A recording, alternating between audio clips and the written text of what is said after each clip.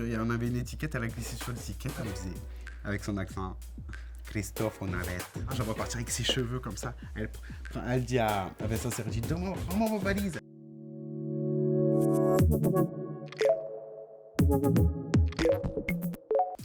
Coucou à tous, c'est Christophe Licata, je suis danseur professionnel. Bienvenue sur Papillon Action. Pour moi, tout a commencé en fait le jour où ma sœur a eu besoin d'un danseur pour l'accompagner dans un cours de danse. J'ai fait ce cours et je suis tombé amoureux de la danse de salon. C'était un sport qui n'était pas connu.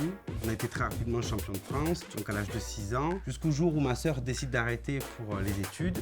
Du coup, je suis en recherche de partenaire. Je rencontre ma partenaire future, qui est ma femme aujourd'hui, donc du coup Coralie, sur une émission de télé. On se met à danser ensemble et c'est avec elle que je vais aller dans le monde entier, représenter la France dans les championnats du monde, dans les championnats d'Europe, dans les compétitions les plus prestigieuses. Après, il y a eu Danser avec les stars et ma vie a changé complètement.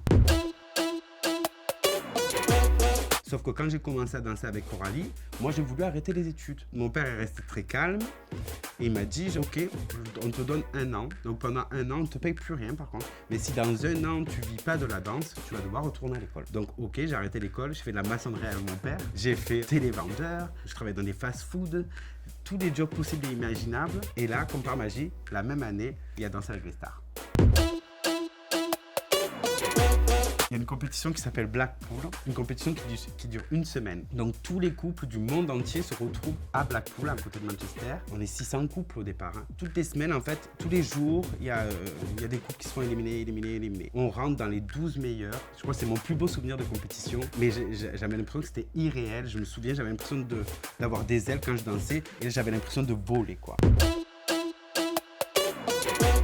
En fait, le truc, c'est ça, c'est Danser avec les stars, c'est 2 mois. Mais c'est tellement intensif et on est fatigué, on a les émotions qui passent du rire aux pleurs. Même on me dit quelle est ta meilleure saison ou la partenaire que tu as préférée. Franchement, je peux pas. Ça a été des expériences chaque fois différentes.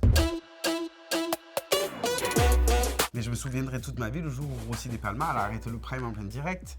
On avait une étiquette, elle a glissé sur l'étiquette. Je me rappelle parce qu'on dansait, je tenais les bras, elle me disait avec son accent, Christophe, on arrête. Je vais partir avec ses cheveux comme ça. Elle dit à Vincent Sergi, donne-moi vos valises. Elle prend sa valise. On recommence, on a beaucoup travaillé pour ces coléos. La même chose il se passe. Elle reglisse sur le ticket. Ça, je m'en souviendrai toute ma vie.